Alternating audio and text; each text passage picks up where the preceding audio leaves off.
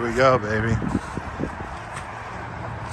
Trek through this fucking snow in the Northeast to pull up on the Moses himself. Come on.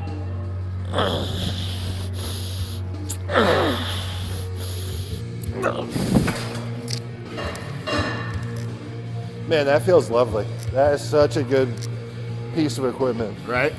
I fucking love this thing. Good little pause at the bottom. Yes. And then drive hard. Yes. Yes. Good. Crazy.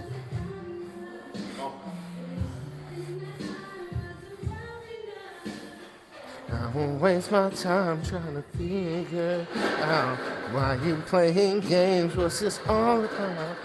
I can't. Stop!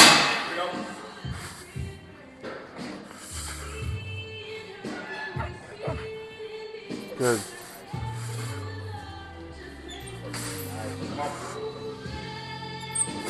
Good.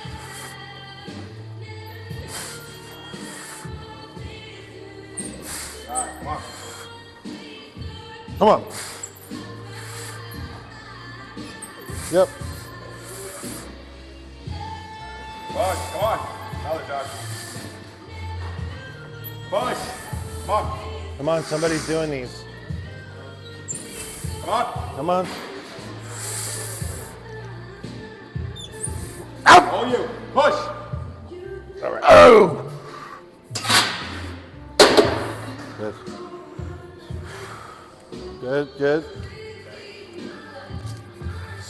Keep going. I need a different vibe, partner. Yeah! Who is this? What's that? Yeah, yeah. Is this Mariah? Who is this? Keisha Cole. Oh, okay. All right, let's see if my fucking lower back holds up here. What? How many did you get? Before you started helping, 15. Then I think you helped me on 3 more. Oh, yeah.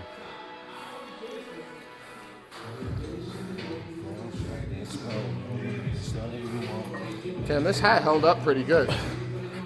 Thought I was gonna sweat through it. Come on. Big one here, let's go.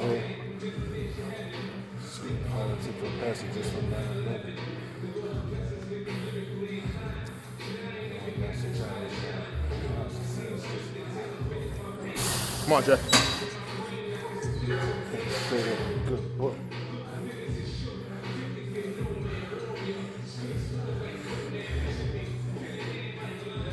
Yep.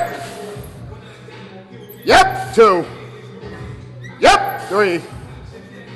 Yep. 4. Yep. 5. Come on. Yep. 6. Yep. 7. Come on. Yep. 8. Yep. 9. Let's go. Yep. 10. Yep. 11. Come on, Joe. Yep. 12. Yep, 13. Let's go. Yep, 14. All day, let's go. Yep, 15. Come on, Joe. Yep, 16. Yep, 17. Come on. Yep, up. Come on, up. Come on. Up, Josh. Ah. Ooh. Ooh. I'm not gonna lie, the first up I heard, I thought you were saying like up to yourself, so I didn't give you anything. Josh, please. Come on, Joe.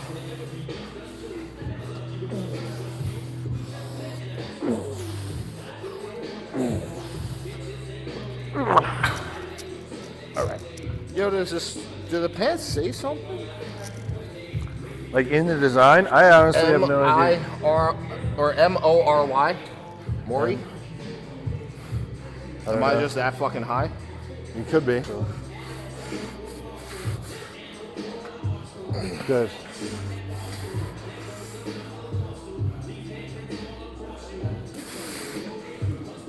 Good. Make that negative hard on yourself. That's half of it.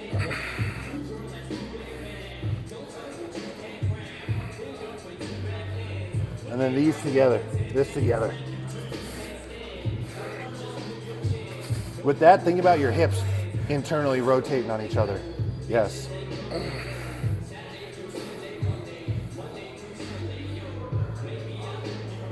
Good, that's really good. And then just squeeze it. Squeeze it like it fucking owes you something.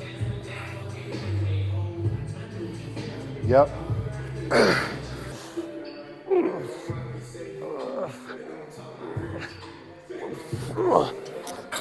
Holy fuck. Ugh. Okay, blood sugar should be about 40 by now. That's good.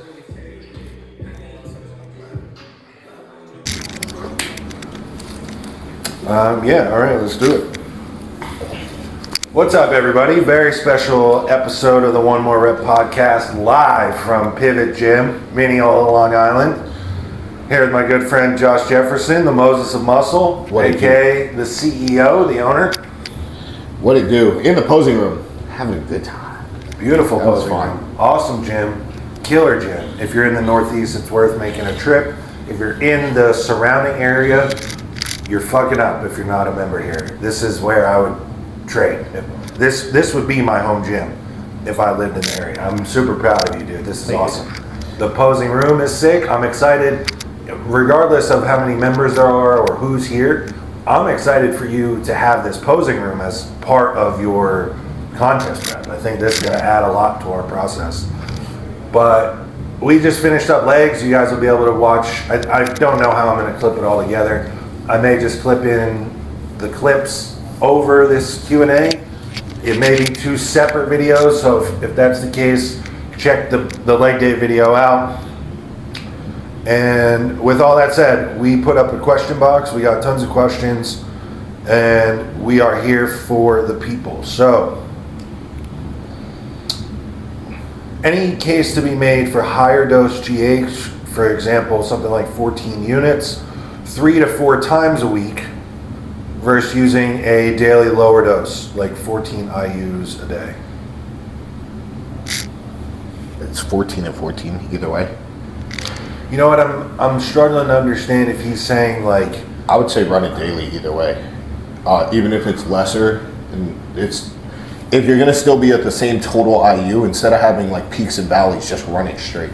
You're saying if the weekly total's all the same? Yeah, because I highly doubt he meant 14 and 14. Unless I read that or I heard it wrong. This is the only... so I'll tell you this. This is my perspective on it. I think... so this guy... I don't want to say his name in case people want to stay anonymous. This is the guy that I talked to. He's a lifestyle guy. He's all in on every aspect, but he doesn't want to get on stage. He doesn't want to be 300 pounds. I think in his example, the 6 IUs a day is totally fine. That's probably the best way to do it, given the example. I think if you wanted to be an IFBB pro, you want it to be enormous, and this is the amount of IUs that you could run on a daily basis. 6 IUs is slow and steady. 6, I think, is where bodybuilding results begin. But the only other clinical protocol that I've ever seen in terms of like the medication of growth hormone is, besides daily, is when, you know, a lot of times it's kids with dwarfism or an IGF deficiency. If those kids get crazy side effects, because usually they're getting prescribed a crazy amount, 18 IUs of Sterosim a day. If those kids can't handle the side effects of daily, they have them take twice the amount every other day. And so I've done this with guys. One of my clients, you know him, a friend of ours, I don't know that he wants anybody to know, but at one point he was like, I can afford 4 IUs a day. And I was like, let's do 8 every other day instead.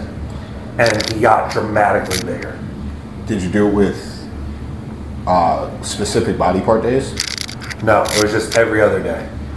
So besides all that, if that's the idea, like, hey, I can run this amount every day, or I'm going to run a larger amount every other day with none in between, there is some application. I don't think for this guy that makes tons of sense. Separately, I just have been recently experimenting with something where I know for sure I can run 10 IUs a day without my carpal tunnel getting worse. A couple times a week, so that it wasn't like days consecutively. I didn't want to risk the carpal tunnel coming back full force. But on priority body part days, after arms, after chest, that night I would do 13 IUs instead of 10. And it's only a couple times a week. But the difference is, the days in between, I wasn't removing it completely. I was still doing 10 IUs. So do I think that makes a crazy difference? Probably not, but Just total amount over the course of the week, I guess that would. I think that's probably the biggest difference. If the context was, I want to be as enormous as possible, like freak enormous, and I'm looking for that maximum IGF response, you know, you want an outlier of a response instead of just slow and steady. In that case, I don't know that it's going to make a ton of a difference, but it could be worth trying. For this guy, though, I would say no.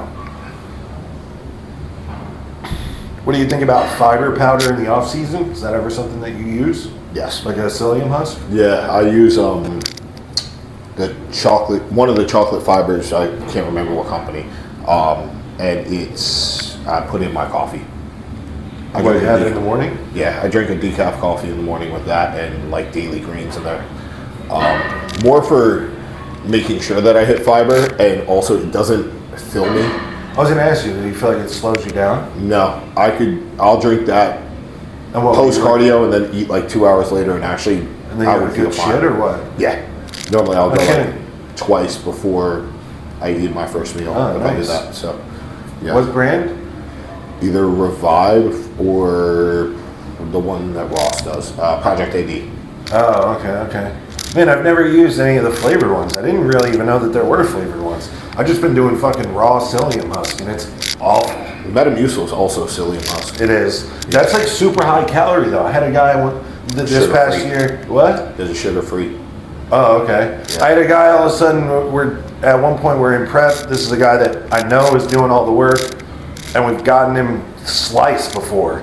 And at like 8 or 10 weeks out from a show or something, there were things that were happening with the protocol that should have been driving fat loss or weight loss even, if nothing else. And nothing was moving. And I'm like, damn, what is going on? And then one morning he texts me, he goes, hey dude, I have to be honest with you, I just realized how bad I was fucking up. I'm so hungry that I've been taking like 4 scoops of this Metamucil powder before bed, on top of like 10 melatonin gummies or something. And he's like, and I put it all together and it's like 900 calories. I was like, bro, are you kidding me? We just stopped all that, and within a week it was like he was ready for the show. Damn. But yeah, I guess it's a good idea. As long as it doesn't fill you to the point where you can't eat or it ruins your digestion. Right, fiber is one of these things. It's weird. If you are getting no fiber or too much fiber, it's a problem. So there's like some type of sweet spot, and it also is weird because fiber, it seems like, can go one of 2 ways. Too much fiber or not enough fiber, people say that they're constipated. And then on the flip side, too much or not enough, and people say that they get diarrhea. So it's kind of this oddball thing where you have to just find what works for you. I personally, especially if your food is high, your situation, obviously you made that work for you, especially with the timing of your bowels. I think when you're eating a lot of food, you probably would want to put that like with your last meal or before bed so that you're not full. Like that would fill me up. Yeah. And then I would have a tough time eating my food the rest of the day. So what I do is I'll take that powder before bed, and then it sets me up to wake up and have like a good shit, you know what I mean? And then I'm empty to start the day. I used to do something more similar to that, where I would do the Fiberlize before bed. I hear, dude, everyone swears by Fiberlize. I would wake up in the middle of the night and my stomach would be like curling with how bad I had to go to the bathroom. So I was like, I'm not doing this at night. Too ever fat. again. See, you're getting such a fast emptying response. So you can do it in the morning. Yeah. Okay, here's one. How many steps a day is too much? What if someone is just super active? At that point, do they need to eat more food? I'm guessing this is an off-season context. Yeah. Because I would say Yes. in prep there isn't There's upper no limit. Yeah, the more the merrier, right? And then in an off-season, I would say once you have to start adjusting your food for how many steps you're doing too much. If this is just your normal allotment, like you have a job where you're working at FedEx or some shit, and you're But walking if you're around a all personal day. trainer and you're just on the gym floor all day, I Yeah. have guys like this. Like if you are walking around all day long, like as long as that's your baseline, you're not going for steps on top of it. It is what it is. That's where your number is, and it's Agreed. not too many. You adjust your food based off of that. If you are actively going out of your way to go for steps after that, then you're doing too much. If you're trying to justify your food intake by how many steps you're doing, it's too much. Yeah, that's just how natural is this step total? Like if you're just being neurotic and it's this idea in your mind like you're not going to put on any body fat and you're going to be able to eat all this food in the off season because you do 20,000 steps a day, then that's a flawed mindset. But like you said, if you work a physical job, you work construction or something, and every day you get 15,000 steps, I would use your weekends or your days off to try to balance that and intentionally do way less, given that it doesn't kind of fuck up your digestion. But I don't think this idea of just driving up to 25,000 steps or something in the off season because you want to eat more food, I don't think that's a good idea. If you are doing this on purpose, I think there's a better way to do it. Like output wise in the off season, like I never changed your cardio or your step. Like I set output to begin an off season, and then it's just a matter of inputs then. Yeah. Gear might change, food might change, even training like volume might change, but in terms of like caloric output just from steps or walking, I'm not using that as a variable to toggle up and down. I just want to set it as a standard for heart health, for training capacity, work capacity, whatever you want to call it. And then that's just going to be set in stone until it's time to prep. And then it's going to be used as a driving force. But in the off season, I don't, like I hear sometimes I'll see guys on Instagram post like, you know, they got maybe a little soft at a point in the off season and now their coach put in more cardio. I think that is a flawed approach. I think if anything, if you're in that point, then it's just a time to dial back food, or that might be a time to thoughtfully put in insulin, because if you do it correctly, it could improve your composition. That might even be a time to increase your gear too, truthfully.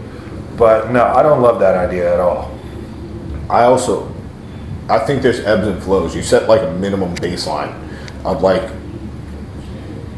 8,000 steps. Once you hit your 8,000 Right. steps, anything you go over that, you go over that. As long as you don't go below it, you're pretty much set. And then you could set an upper ceiling too.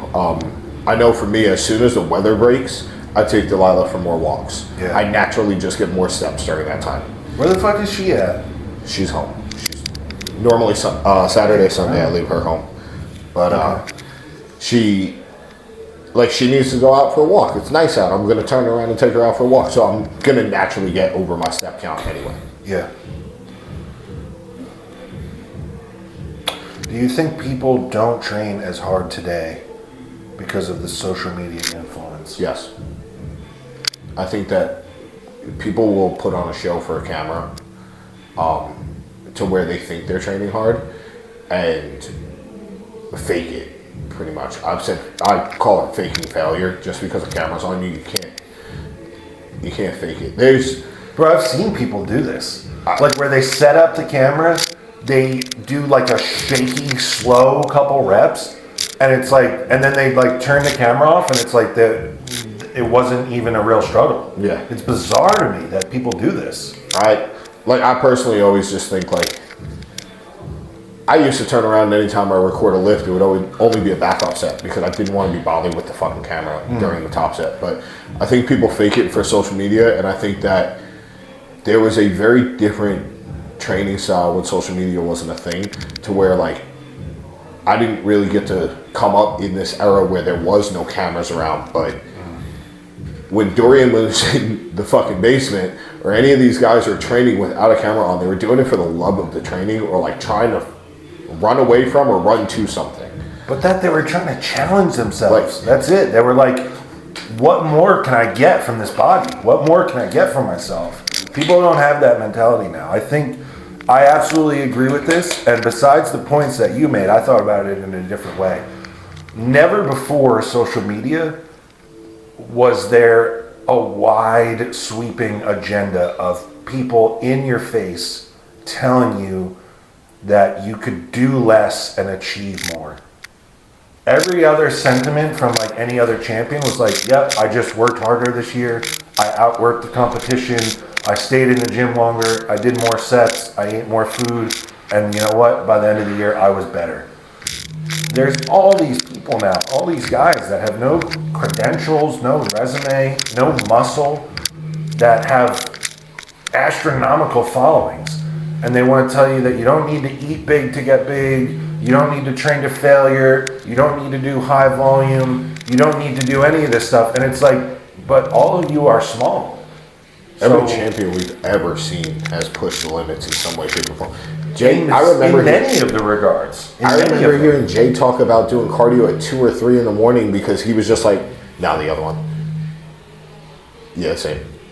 I remember hearing Jay turn around and talk about like doing cardio at 2 or 3 in the morning. Damn, this picture of me is crazy that you have that. Jay Buddy. I almost called you that during the leg press set. And I was like, let me not do that. But like Jay doing cardio at 2 or 3 in the morning because he knew nobody else was doing it.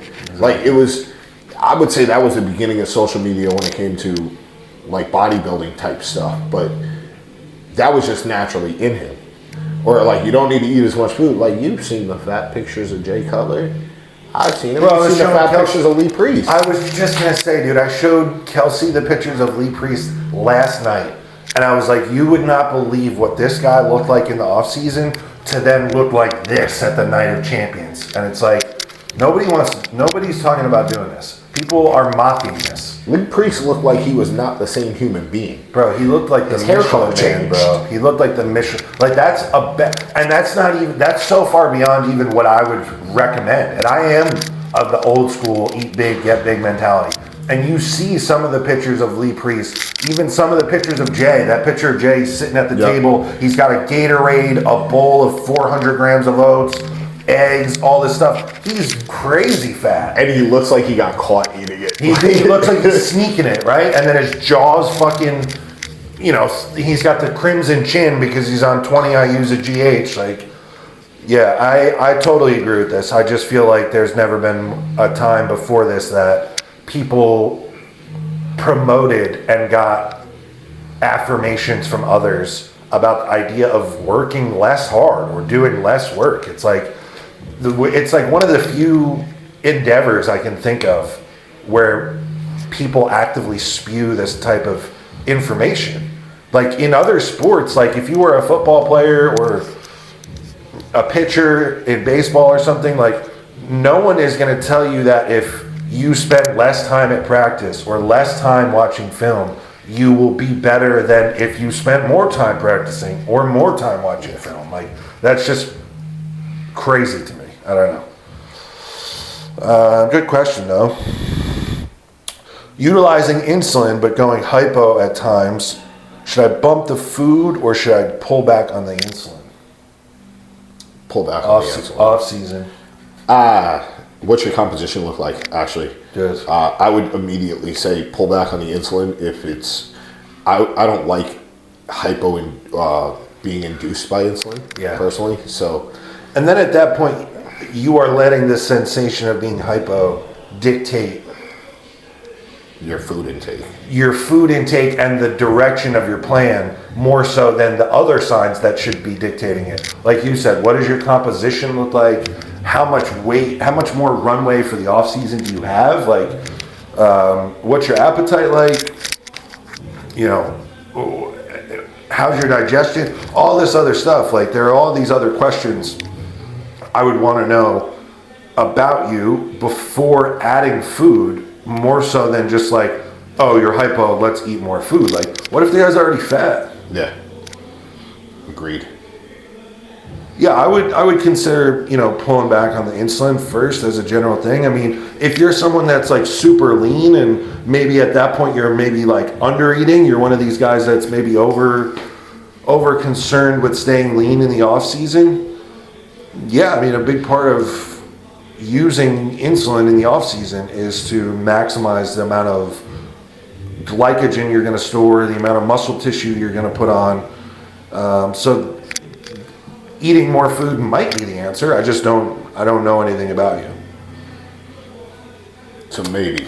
Maybe. More insulin though is also, or less insulin though, I should say, is never a bad answer. Like if you're taking so much that it's fucking you up, like, yeah, you might need less insulin. Favorite injection spots include for both water and oil-based items. So at first when I read this, I was like, I don't really do anything water-based, but then I thought about it and like all the peptides. GH and peptides. All the peptides except for insulin's peptide, right? Yes, yeah. So everything except insulin peptide-wise, tricep. Outer sweep of the tricep. I swear it grew my arms. Anything oil-based, depending on the side of the shot, rear delt, if it's a bigger shot, glute or outer quad. You're doing your glutes? Yeah. Don't do your glutes anymore. So outer quad or lat. Lat's third on that list anyway. So I can't believe I never noticed. You're lucky, I guess, that you don't get crazy. you only see it in prep. Yeah, all right, no more. What about L-carnitine there? No, nothing. No, I've been doing, for the first time, like off season, I've religiously done L-carnitine before every workout. And there's a lot of other things going on, so I can't necessarily. I'll tell you the worst place for that, your trap. Doing fucking L-carnitine in your trap hurts like Doing a anything in motherfucker. your trap is insane, dude. I used to do GH there. That was fine. Dude, I can remember my buddy Tom years ago telling me that he put his gear in his trap, and I was like, bro, you are lucky you didn't paralyze yourself. That is a crazy thing to do. Yeah, I did. Don't do that, people. I did L-carnitine in the trap, then did hack squats and was screaming in pain. God, It was miserable. Don't do that. Anyway, I've been doing L-carnitine before every training session this off season, and what I did was I got half-inch long insulin needles, and they're small 30 gauge or whatever, and so I do like a half a cc bilaterally. Like this morning I did each quad, and with the insulin pin, dude, it's awesome. It's something I will continue all the way through prep. In general though, what sites do I like for injections? I like upper outer quad. I like outer head of my tricep, like you said. I like any part of my delt, so front, side, rear, depending on what I can reach and how lean I am. I'll do my pecs. You do pecs oil or water? Both. Yeah. It's just like a half an inch long, because it's super lean. Like it's not like there's tons of fat. It's a flat muscle. It feels sketchy as fuck, especially when you do your left pec, because you're like, is this gonna hit my heart right over my heart or Yeah. what? No, but I mostly do, other than my quads, I mostly do my upper body. So like I said, I've even learned, because I had an SEO experience over the summer that actually wasn't bad, and so sometimes I do my biceps with stuff. I'm about to start Increlix, and I'm going to probably put it all on my biceps. Fuck that.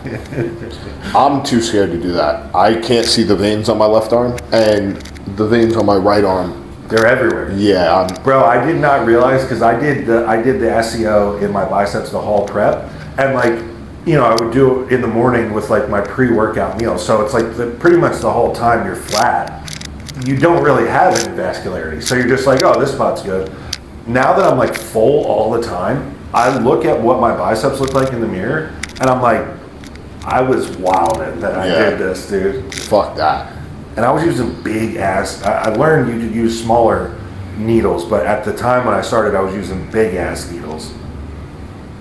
Gotta do PMAA, that bitch. What is plastic. that? What is that's? It's I think it's plastic. I don't. Are people are injecting? That's what they're saying. Derek did to his chest. And then the one girl saying, Natalia. "What's her name?" Yeah, bro. I just wish that chick would go away. The other one, Sarah. Yes, go away. You lost. You fucking lost. It's a physique contest about how someone looks. It's a beauty There are pageant. no rules. It's a beauty pageant. Whether you got Botox or you didn't, it don't Well, mean not shit. only that, but for the girls, I believe that part of it is how feminine do you look, and that bitch looks like a horse. Dude, Natalia is still She feminine looked kind of looking. like Sarah Jessica Parker. Bro, she's a way worse version of her, dude. Way A worse. jacked up version of Sarah She's Jessica Parker. Bro, and it's just like this is months later, and you're still complaining about a subjective decision that didn't go in your favor. Like, move the fuck on with it, my God. You know what? Now that I think about it, didn't Rick Piana get accused or say that he used used something it. like, or like He used it some in his collagen arms. and shit in his arms? Bro, he had crazy arms. Whatever was in there. I wish I should probably go look back and look in those videos and figure out how to get some. Bigger by the arms out. day, baby. Fuck. That, the Lenny's and Larry's cookies. Yep. Oop, busted. Those are fucking gross. Those are so gross. Let's see. A guy asked about using metformin and how I think it's best used for bodybuilding. I think it's best used in the trash. I was gonna say pre-Retta. There's just too many tools that we have now that are better for the purpose of bodybuilding. Read about what it does to read about what it potentially can do to a bodybuilder's training performance, glycogen storage, IGF. Go read about that and then let me know, based on all the other tools that we have, if it makes sense for a bodybuilder to use metformin. I was someone that did this personally for a long time because of the university, let's say, that I came up as part of, because that was just recommended to me, and at the time it made sense. Now I think that we just have way more tools. Like Josh is talking about, if retatrutide works for you, incredible for the off season. It doesn't work for a lot of people. Maybe it elevates your blood sugar, which is the opposite of what we want. In which case, if you wanted to try another GLP, people have used tirzepatide, and that has helped. If you don't want to use a GLP at all, even MOTS-C alone in the off season, crazy, incredible insulin sensitivity benefits. The timing of your food and the timing of your growth hormone can make a massive difference on how insulin sensitive you remain in the off season. So it almost sounds backwards, but just taking it entirely before bed in regards to GH is going to have a massive positive carryover for your sustained blood sugar throughout the day. So that way it's not elevated while you're putting all this food in on top of it. So in general, big thumbs down on metformin at this point.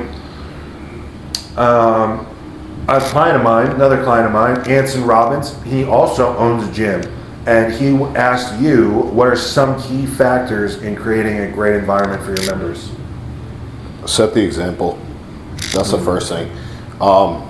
Whether it's me training with someone, or walking over to somebody else in another set, like, you create the culture that you want in your place by being the person who creates it. So if someone needs a spot and you got some time and you could spot them, make sure they go to hell. It almost sounds cocky, but like, be the loudest person in the room. You have to be, because you are setting the example for the rest of the gym at all times. Well, you're the face of the business. You need to be approachable. People need to be comfortable with you. Yeah, like, I preface a lot of times when it comes to, like, if I'm in prep or I don't want to answer a question or something like that, I'm like, hey, listen, I'm a dick right now. Let me kick this back in like 15 minutes. Let me just finish this. Yeah. You set the precedent that you want, and you set the culture that you want. So you want to create an atmosphere, you create what you want. You manifest that shit or whatever. Like, that's all it comes down to. And like, people will learn. You'll attract the right people. Build yourself into a brand of some sort. People will come. That's really it. Follow-up question, what's your favorite piece of equipment in Pivot Gym? That's a really hard question. I'm going to say the one I have the most emotional attachment to is a Cybex hack squat. But I think my favorite piece of equipment in here might be the Perillo leg press, the one that we used today. Oh, hell yeah. Just because of the story behind it, it being one of 20 in the world, and the fact that I was lied to and that told it was a nebula, and it's very much so not a nebula. Feels very different than a nebula. It does feel way different. But It looks similar, but... it's a glorious piece. It feels fantastic. It doesn't hurt my knees.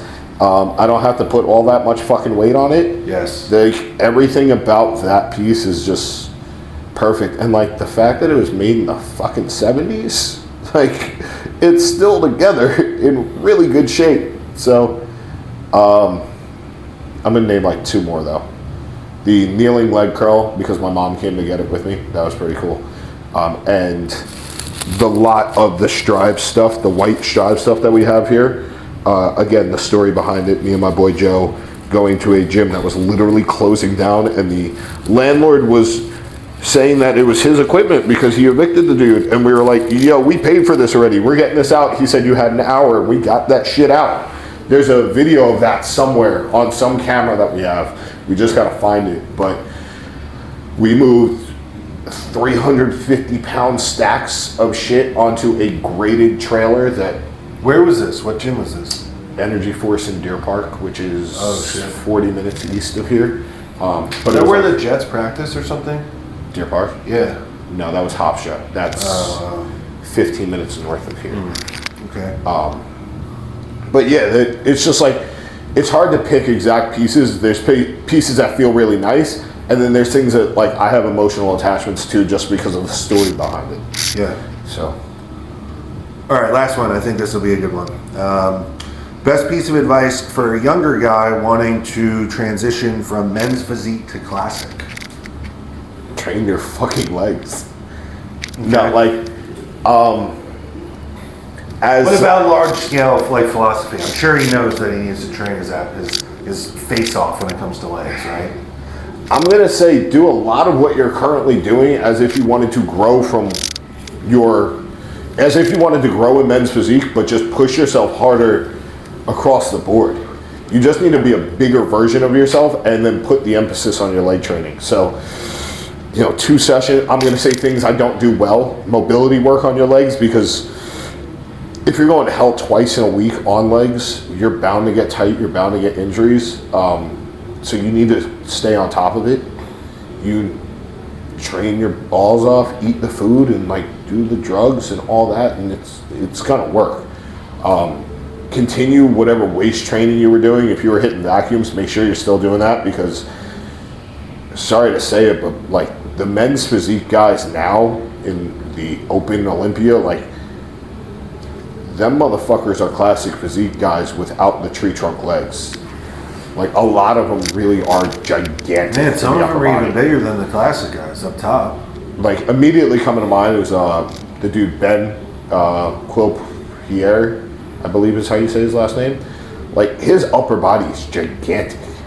Alex Toplin, big upper body. Like their legs aren't that big, but if you look at them and you say, all right, I need to get my upper body this big, then you put that next to a classic guy, they're damn near the same. Maybe a little bit different. Or bigger even. I would just say that's all really good advice. I would say you just need to, how do I put this? I would say welcome back to bodybuilding, because this is what bodybuilding is.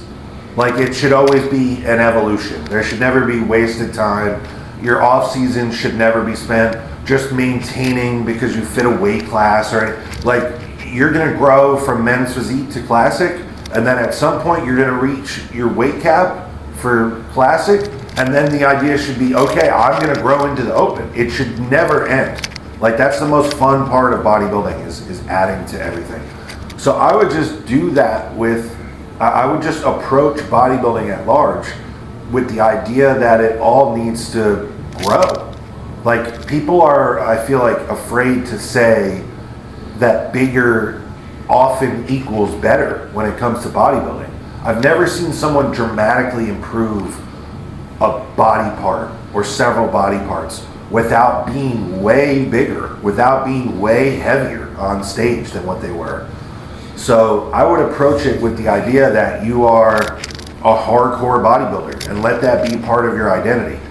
Now, that doesn't mean to use it as an excuse to like do the dreamer's bulk and get fat, but I would spend your off seasons prepared to be uncomfortable, both in terms of how your body physically feels because you're eating so much and training so hard that it's uncomfortable, but also mentally you need to accept that you're not necessarily going to love how you look, especially if you really like the lean aesthetic look. That lean aesthetic look is only going to improve and get bigger if you spend time away from that, like in terms of putting on size, being a little bit softer. Man, spend most of your off seasons wearing a hoodie to the gym and just training your ass off. I would also say a big, very important piece of advice, if the idea is to grow out of men's physique up into classic, eventually up into bodybuilding, the name of that whole game at large is putting on muscle tissue. So you need to hire someone that is an expert at that process. At this point, someone that is an expert or has a lot of experience with men's physique competitors is the wrong coach for you. You need to hire someone that knows how to get people way bigger. Yeah. Over and over again, they've done it with clients, with themselves. That's the person that you need guiding the ship right now. Like, you've outgrown the idea of just staying in men's physique, and so someone that is built to guide that process no longer suits your needs. So the sooner that you get away from that line of thinking with who needs to guide your process, the better, because you just have no time to waste. So One more thing is, like, at no point ever should you do any off season with the intention of not growing as much muscle as possible. Like, I will call every off season from the start of the off season to the end of the off season project open, because if I could somehow put on 40 pounds of muscle in one off season, I'm doing it. I don't taking give a fuck. it. Yeah. So it's like Hell yeah. every single off season needs to be like, I am trying to get as big as humanly possible. So transitioning from fuck classic, bro, skip it. Reese did it. Reese, I don't know his real last name. Reese UK did. guy? Yeah, Yeah. he did it. He went from men's physique to open in And- one off season. Bro. 270 fucking pounds. He is enormous. I just talked to him this morning. He mentioned that he watches some of the videos sometimes, and I'm like, bro. I looked through this guy's page, and I kind of caught on at the tail end of his contest season, and then so I started going back into how he used to look, and I'm like, bro, what the fuck? I mean, this is a guy, he, like you said, men's physique first, and then spent a long off season getting way bigger, and then competed in classic, like 218 pounds or something, and then spent another long off season getting bigger, and then he's winning PCA pro cards as an open bodybuilder, winning the overall at 250 pounds. Yeah. 250 pounds peeled. Like, And this guy's destroying gonna his be knee. a high-end IFBB pro because he just never put a ceiling on himself. Like you said, like Josh is somebody that's on the cusp of winning a pro card in classic, and he's telling you guys, if I could, I'm gonna put on as much muscle as I can and outgrow classic. Like, this is someone that could warrant the idea of, hey, I'm tailoring this off season to make sure that I continue to fit in this weight class that I've had success in. And even so, he's like, man, if I could put on 40 pounds of muscle in an off season, I would take it right now. I would snap my fingers and take it. So that should be the idea. It should be, from this moment forward, you want to grow up out of men's physique. The identity and part of your being needs to be that you're an all-in bodybuilder. And guess what? Champions are made in the off-season. I will say that until I'm blue in the face. The guys that level up on stage, we see that moment of them on stage, and they're way bigger and way better than last year. goes so beyond what just happened in the 12 weeks prior to the show. It was the whole year. So lean into that, be a all-in off-season bodybuilder, and then the results will follow. So, We got one more question. okay. What's your favorite top set song? Shout out Greco. Great guy. Sam? Yeah. Shout out to Sam. It's gone back and forth there. I've gone through different grooves, but as you guys saw today, the classic go-to of mine, the one that actually still gets like an emotional response for me, I've done the craziest stuff that I've ever done into the gym ever with or to the song Till I Collapse by Eminem. Classic. Solid. Mine is soft as fuck. It's either Fantasy by Mariah or Love by Keisha Cole. Was that what that was? Yeah. Yeah, okay. Yeah. I wish I could tell you why. I don't have a real reason. It's just That's okay. I kind of tweak out before the set and it like brings me back in. So Yeah. that's always been my go-to. That or like if we're, on Demon Time, Jekyll and Hyde by Five Finger Death Punch. Wow, that's way in the other Yeah. direction. Okay. Yeah, that's Demon Time. I want to kill myself. So All right, that's a good spot to wrap it. So, thanks to everybody that watches the videos. Hopefully, you guys enjoyed this, a little bit of a different format, and we appreciate it. Share the video, like the video, leave us a comment, let us know what you think, and until next time, we are out. peace.